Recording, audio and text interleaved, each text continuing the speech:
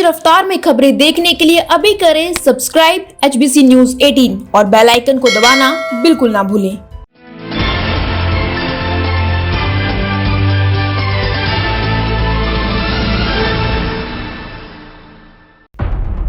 इतिहास गवाह है, इतिहास को दोहराना कोई भी नहीं चाहता। तब जब स्थितियां विपरीत हों, कोरोना महामारी, जिसे कि पिछले साल 11 मार्च को WHO ने कोरोना महामारी या वैश्विक महामारी घोषित किया था, जिसकी वजह से भारत में पहली मौत 12 मार्च को कर्नाटक के एक वृद्ध व्यक्ति की हुई थी। आज 12 मार्च है, 1 साल पूरे हो चुके हैं भारत में पहली मौत को। उसके बाद से अब तक आंकड़ा मौत का 1.5 लाख से ज़्यादा हो चुका है। आज हम क्या कहता है भारत में चर्चा करने वाले हैं इसी कोरोना महामारी पर। डरना जरूरी है, क्या लॉकडाउन रिटर्न हो रहा है? हम ऐसा क्यों कह रहे हैं? उसके कई कारण हैं।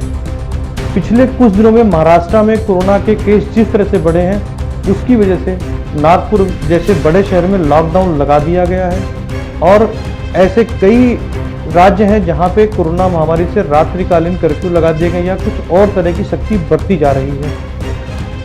ऐसी स्थिति क्यों बनी, क्या इसके कारण बने, देखें हमारी इस पूरी रिपोर्ट में। राज्यवार रिपोर्ट भी हम आपको बताएंगे कि 1 साल में किस राज्य में कितने आंकड़े, कितने कोरोना के केस आए, कितनी मौतें हुई, पूरी देखें इस रिपोर्ट के अंदर।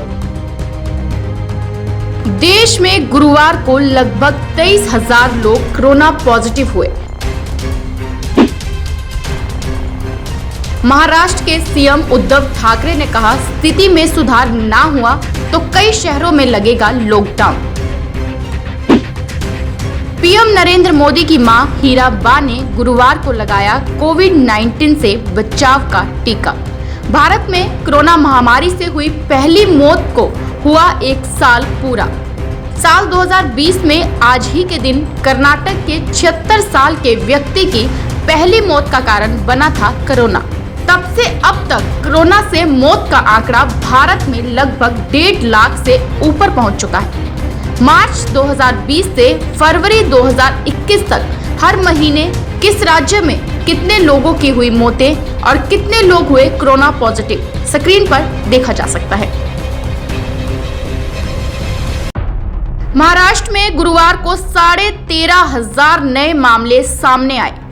महाराष्ट्र में गुरुवार को 13,500 नए मामले सामने आए। सीएम उद्धव ठाकरे ने नागपुर में 15 मार्च से सख्त लॉकडाउन का ऐलान किया। उन्होंने कहा, स्थिति में सुधार ना हुआ तो कई अन्य इलाकों में भी लग सकता है लॉकडाउन।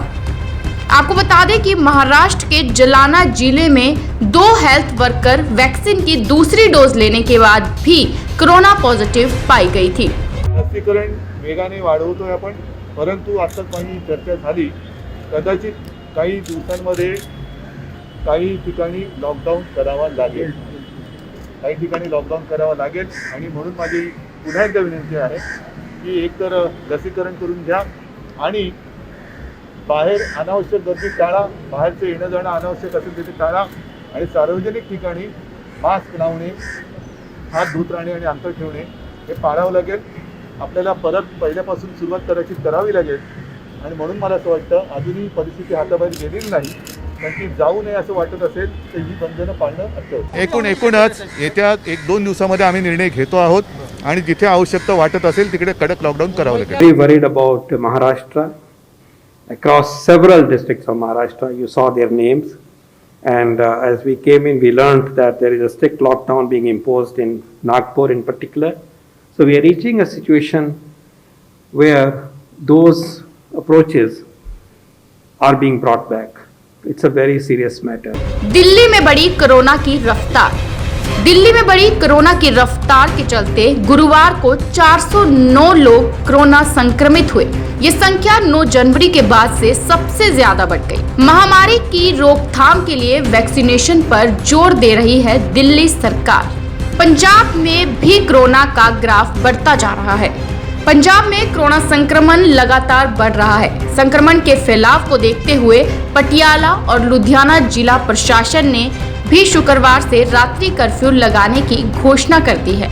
आपको बता दें कि इससे पहले राज्य के अन्य 4 जिलों में पहले ही रात्रि कर्फ्यू लगाया जा चुका है। ये कर्फ्यू रात 11 बजे से सुबह 5 बजे तक रहेगा।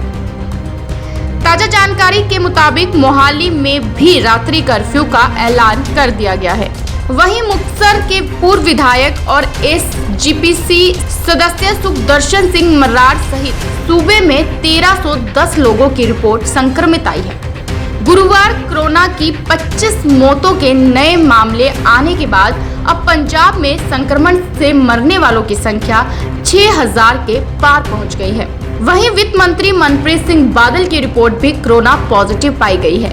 अभी 2 दिन पहले ही वित्त मंत्री ने बजट पेश किया था। वित्त मंत्री ने अपील की है कि जो भी मेरे संपर्क में आए हैं वे सभी अपनी कोरोना की जांच करवा लें। गुरुवार शाम तक राज्य में सक्रिय केसों की संख्या 10,069 दर्ज की गई।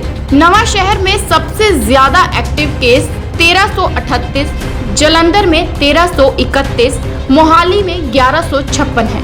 संक्रमण के फैलाव को रोकने के लिए स्वास्थ्य विभाग की ओर से एक कंटेनमेंट क्षेत्र और 46 माइक्रो कंटेनमेंट घोषित किए गए हैं। पंजाब के बाद कोरोना ने हरियाणा में भी अपना कहर बरपाना शुरू कर दिया है। खासकर स्कूलों और कॉलेजों में विद्यार्थियों के संक्रमित होने का सिलसिला लगातार बढ़ रहा है। गुरुवार को प्रदेश में 3 महीने में सबसे अधिक 742 कोरोना के मामले सामने आए और 1 मरीज की मौत हो गई। सूत्रों से मिली जानकारी से सामने आया है कि कुरुक्षेत्र में एक नर्स वैक्सीन के 2 डोज लगवाने के बाद भी कोरोना पॉजिटिव आई है। प्रदेश में बुधवार को 359 केस मिले थे, जबकि गुरुवार को एक ही दिन में 83 संक्रमितों की वृद्धि हो गई। आपको बता दें कि करनाल में 16 और कुरुक्षेत्र में 11 विद्यार्थी संक्रमित मिले हैं। पिछले 2 महीने में ये आंकड़ा सबसे अधिक है। स्वास्थ्य विभाग की रिपोर्ट के अनुसार सबसे अधिक मामले करनाल में 122, गुरुग्राम में 81, कुरुक्षेत्र में 41, कैथल 29, यमुनानगर 28, पंचकुला में 39, अंबाला में 30 और फरीदाबाद में 21 मामले सामने आए हैं। शेष जिलों में 20 से नीचे केस सामने आए हैं। इस समय प्रदेश में रिकवरी दर 97.90 है और संक्रमण की दर 4.68% है। कोरोना के हालात पर अब से थोड़ी देर पहले हरियाणा मुख्यमंत्री मनोहर लाल खट्टर ने क्या कहा, आइए सुनिए। अभी पिछले 4 दिन से, बल्कि कल का आंकड़ा इतना भयंकर है कि हरियाणा की कोविड की फिगर कल दिल्ली से भी ज्यादा, first day in the 1 year, कल हमारी फिगर दिल्ली से ज्यादा 400 कुछ हो गई। और मुझे तो कष्ट इस बात का और ज्यादा हुआ कि उसमें टॉप पर कल करनाल था। और करनाल में भी क्यों हुआ, वो भी एक स्कूल के विद्यार्थी, कुंजपुरा स्कूल का जो है सैनिक स्कूल, वहाँ के विद्यार्थियों में एक चीज़ फैली।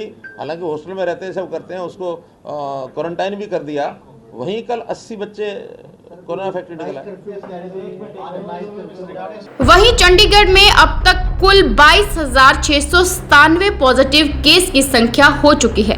गुरुवार की रिपोर्ट में 108 नए पॉजिटिव मामले सामने आए हैं। कोरोना मामलों के बढ़ते आंकड़ों को देखकर राज्य में चंडीगढ़ 4थे स्थान पर आ गया है। वहीं चंडीगढ़ में भी किसी भी कार्यक्रम में अब 100 से ज्यादा लोग शामिल नहीं हो पाएंगे। जब तक काबू में नहीं आता कोरोना, बंद रहेंगे प्राइमरी स्कूल। प्रशासक बदनौर ने कहा कि शहर के प्राइमरी स्कूलों को तब तक बंद रखा जाएगा जब तक शहर में कोरोना काबू नहीं किया जाता। उन्होंने स्कूल प्रबंधकों को निर्देश दिए कि वे बच्चों के परिजनों से बात करें ताकि वे बच्चों को घर और स्कूल में कोरोना के नियमों का पालन करना सिखाएं। बदनौर ने कहा कि हॉस्टल, वृद्ध आश्रम समेत अन्य संस्थाओं में कोरोना की जांच की जानी चाहिए। पुलिस शहर के भीड़ भाड़ वाले इलाकों, विभिन्न बाजारों, सुखना लेक समेत विभिन्न रेस्टोरेंट में जाकर जांच करे कि वहां सोशल डिस्टेंसिंग का पालन हो रहा है या नहीं। कोरोना के बढ़ते मामलों को देखकर डरना जरूरी है। हमारा उद्देश्य आपको डराना नहीं, परंतु जिस तरीके से लगातार हर राज्य में कोरोना के केस बढ़ते जा रहे हैं, ऐसे में HBC न्यूज 18 आपसे अपील करता है कि मुंह पर मास्क पहन कर रखें, बार बार अपने हाथ धोएं और ज्यादा भीड़ वाली जगह पर जाने से बचें। क्या इसी तरह हम कोरोना को खत्म कर पाएंगे? देखिए रिपोर्ट उदाहरण के तौर पर बीते कल ही पूरे देश में देखा गया कि हर मंदिर में शिवरात्रि महोत्सव में भीड़ इकट्ठा हुई थी। सरकार द्वारा हर प्रकार के सुरक्षा इंतजाम होने और जागरूकता होने के बाद भी हर धार्मिक स्थान पर हजारों की संख्या में लोग इकट्ठा हुए। क्या कोरोना महामारी को ऐसे हालात में खत्म किया जा सकता है? अब सरकार क्या नई गाइडलाइन जारी करेगी? किस तरीके से कोरोना महामारी से मुक्ति मिल पाएगी? यदि संभव हो तो अनावश्यक यात्रा पर जाने से बचें। अपने आसपास के लोगों, अपने शहर और अपने देश को कोरोना मुक्त बनाने में अपना योगदान दें। सुरक्षित रहे और सुरक्षित रखें। ये थी हमारी कोरोना महामारी पर आंख खोल देने वाला रिपोर्ट कार्ड। ये हम सब पर भी निर्भर करता है कि हम इस कोरोना महामारी से कैसे निपटेंगे। क्या हमें लॉकडाउन दोबारा चाहिए या नहीं चाहिए? यदि हम लॉकडाउन दोबारा नहीं चाहते हैं तो कोरोना के बनाए गए सरकारी नियमों का पालन करें, यानी कि मुंह पर मास्क लगाएं, 2 गज दूरी का पालन करें, जब तक जरूरी ना हो अनावश्यक यात्रा करने से बचें और भीड़ भाड़ वाली जगह पर तो बिल्कुल भी ना जाएं। देश में कोरोना ने जाते जाते अपने पैर वापस मोड़ लिए हैं। ऐसे में HPC न्यूज 18 एक जिम्मेदार चैनल होने के नाते आपसे अपील करता है कि मुंह पर मास्क लगाकर रखें, 2 गज की दूरी बनाकर रखें और भीड़ वाली जगह पर जाने से बचें। यदि संभव हो तो अनावश्यक यात्रा करने से बचें।